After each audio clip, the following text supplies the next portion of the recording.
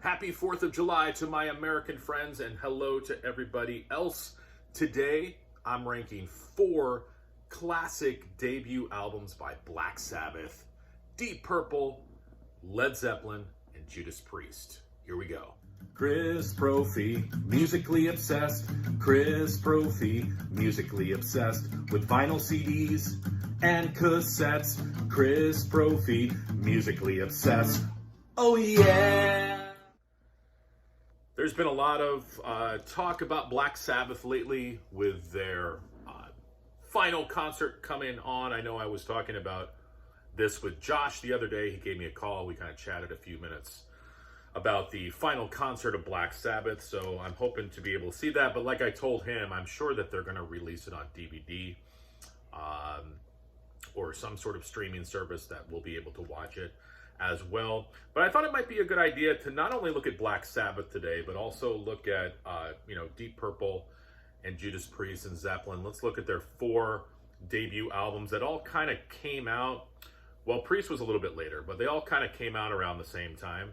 You had Shades of Deep Purple that came out in '68, Zeppelin's first album '69, Sabbath's first album 1970, and then Priest was a little bit later in 1974 with Rock-a-Rolla. But a lot of times when people talk about the beginnings of hard rock and heavy metal, these are the bands that are mentioned, and all 4 albums are amazing.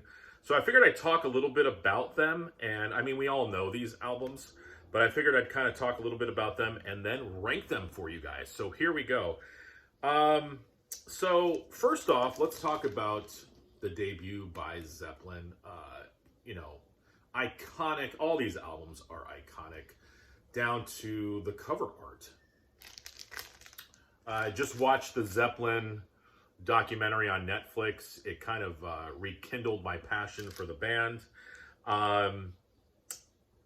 This album, Good Times, Bad Times, Babe, I'm Gonna Leave You, the bluesy You Shook Me, the amazing classic Dazed and Confused with that bass line, Your Time Is Gonna Come, Black Mountainside. I love the heaviness and urgency of Communication Breakdown. Again, the blues of I Can't Quit You Baby, and then it ends with How Many More Times.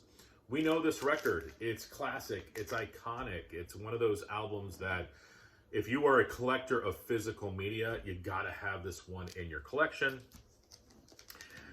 Judas Priest, Rock-a-Rolla. This one's not talked about too often when you talk about Judas Priest. People go to Hellbent for Leather or, Screaming for Vengeance, which I totally understand. This is an underrated gem, though, Rock-a-Rolla. As I said, 1974. I love the title track. This album has like a dark, bluesy, psychedelic vibe to it.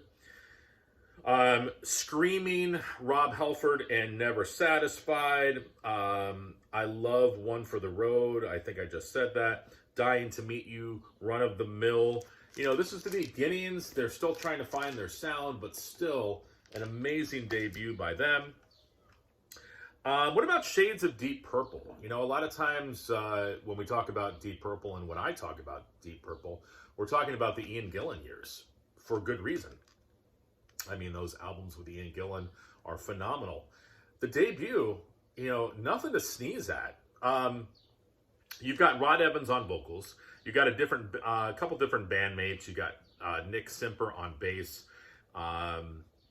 And also, but you've got classics like Richie Blackmore's on guitar, John Lord on the organ, Ian Pace. This is a different sound for Deep Purple. It's a little bit more R&B, a little bit more soulful. They do some covers on here. Cream's I'm So Glad, Beatles' Help. They do a cover of Hey Joe. You've got an instrumental called And the Address. I was listening to the song One More Rainy Day on here. You just hear the brilliance of Rod Evans' voice. He's got this soulful, it's very different than Ian Gillan, but I feel like it fit the music at this time. You've also got Mandrake Root on here, which is maybe my favorite song on here, and that would later be revisited by the Ian Gillan lineup. But, and of course, Hush is on here. That's the one song that's probably remembered the most from this album. It's probably the one song from this era of Deep Purple that's remembered. So, Great debut album. And lastly, the band I was talking about in the beginning, Black Sabbath. Many say the start of heavy metal with this album. The iconic cover, the song Black Sabbath. You still hear it today. Still sends goosebumps, at least for me, on my arm. And you can definitely hear the beginnings of heavy metal. You've got NIB on here, and The Wizard, where they made the harmonica cool. So just an amazing debut album by the mighty Black Sabbath. So here we go. The ranking. Might surprise some people where I put probably one of the albums, but here we go. So at number 4, I'm putting Shades of Deep Purple. Again, I love this album. I love all these albums. I just feel like with this album, Deep Purple was still searching for their sound. They still hadn't come up with that iconic sound, and I think for them, it wasn't until Ian Gillan came in where I think Richie Blackmore said, hey, you know what, I want to take more of a heavy approach to the music, but still a killer record, and you can't deny some of the songs like Mandrake Root and Hush, and even some of the covers. So I'm putting this at number 4. This is going to surprise some people. Number 3, I'm putting Zeppelin's debut. It's funny with this album. I like this album a lot, but when I go to Led Zeppelin, I don't usually pull this one out. My favorite is Houses of the Holy, but maybe I'm strange. I also pull out Presence. I love that. And I also love 4, even though it's overplayed. I just love Zeppelin 4 and Zeppelin 3, but for whatever reason, I don't pull out Zeppelin 1 that often.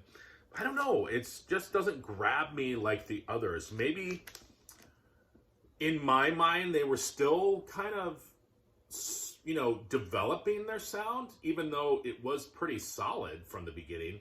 But I feel like it took a couple more albums, at least from me, for them to solidify, hey, this is Led Zeppelin. That's just me. I mean, a phenomenal album.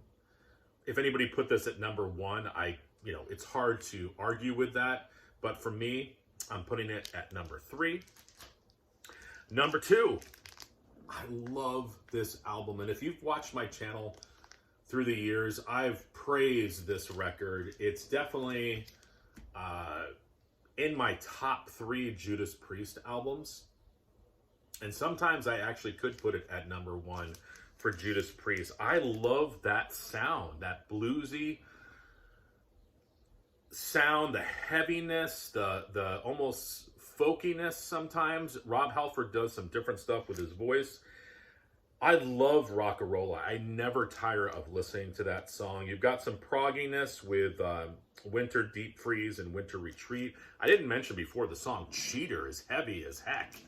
But Rockarola, I'm putting that at number 2. And that would leave number 1 of these classic debut albums, Black Sabbath. Not my favorite Sabbath album.